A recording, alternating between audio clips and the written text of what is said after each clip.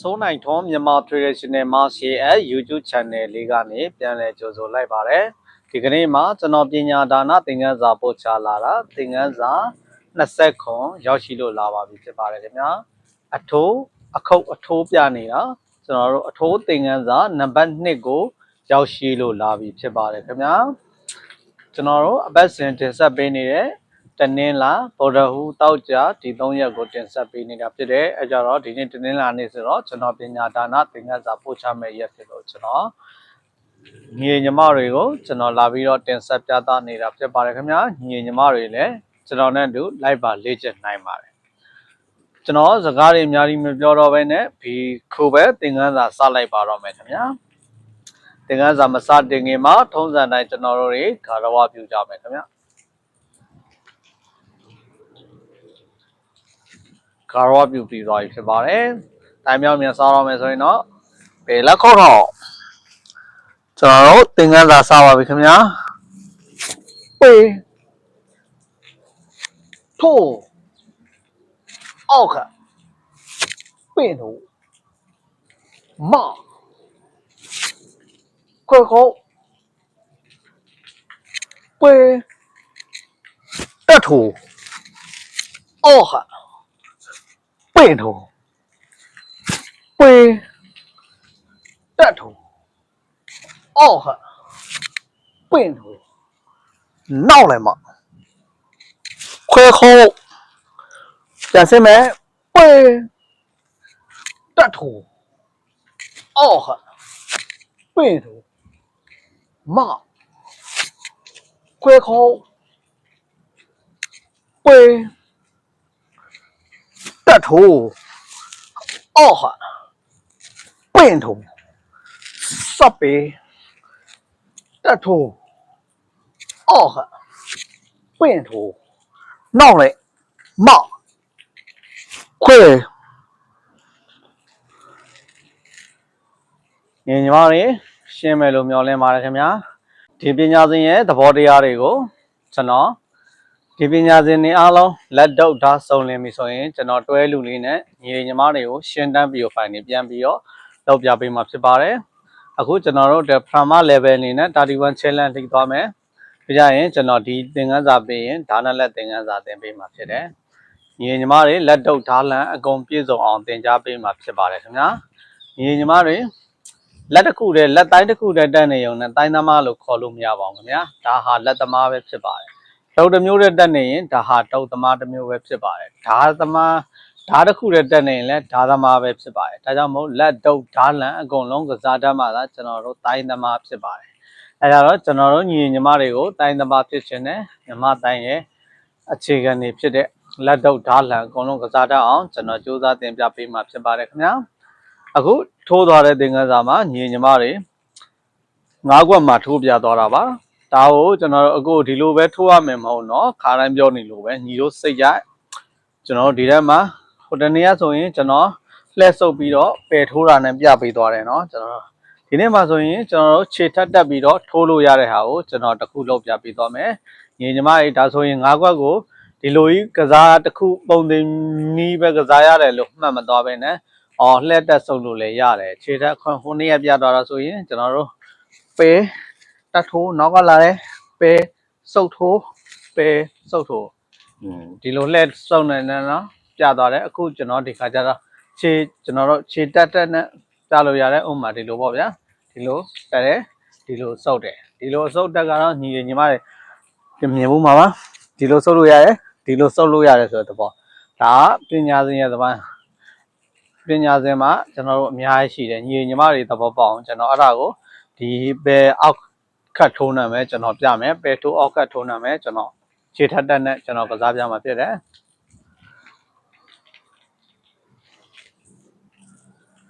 ဘယ်လောက်ခေါ်တော့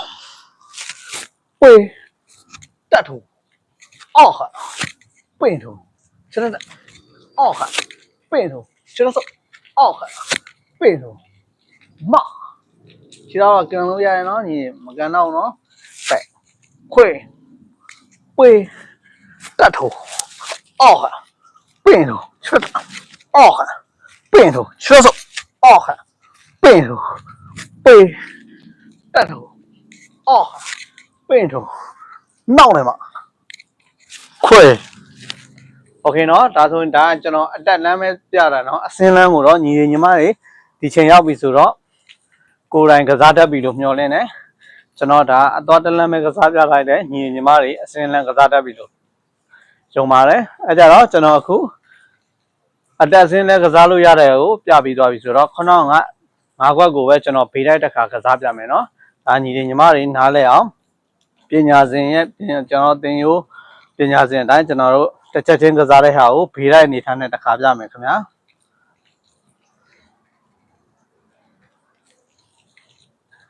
ဘယ်လောက်ခေါ်ပွေတက်ထိုးအော်ဟာပွင့်ထိုးမောက်ခွေပွေတက်ထိုးအော်ဟာပွင့်ထိုး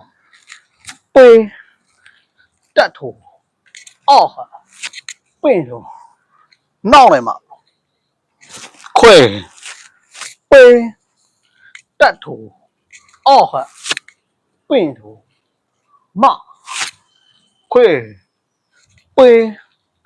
တက်ထိုးအော်ဟာပွင့်ထိုးပွေတက်ထိုးအော်ဟာပွင့်ထိုးနောက်လည်းမ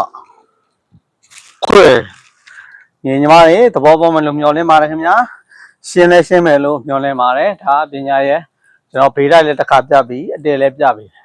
ဒါဆိုရင်ညီညီမတွေဟိုတနေ့ကလက်တက်နဲ့ကျွန်တော်တို့ခုဆိုရင်ခြေထက်တက်ပြသွားတယ်ဟိုနေ့ကဆိုရင်လက်စုပ်လက်တက်နဲ့ပြတယ်အဲ့နှစ်ခုကိုပေါင်းလို့မရဘူးလားရတယ်နော်ဥမာကိုလောက်ပြသွားမယ်ဒါဒီခါခြေကန်လေးပါထည့်ပေးမယ်ဒါမှပို့ပြီးတော့ညီညီမတွေသဘောပေါက်မယ်ပညာကိုမြင်မယ်ဘယ်လိုကစားရတယ်ဆိုတာ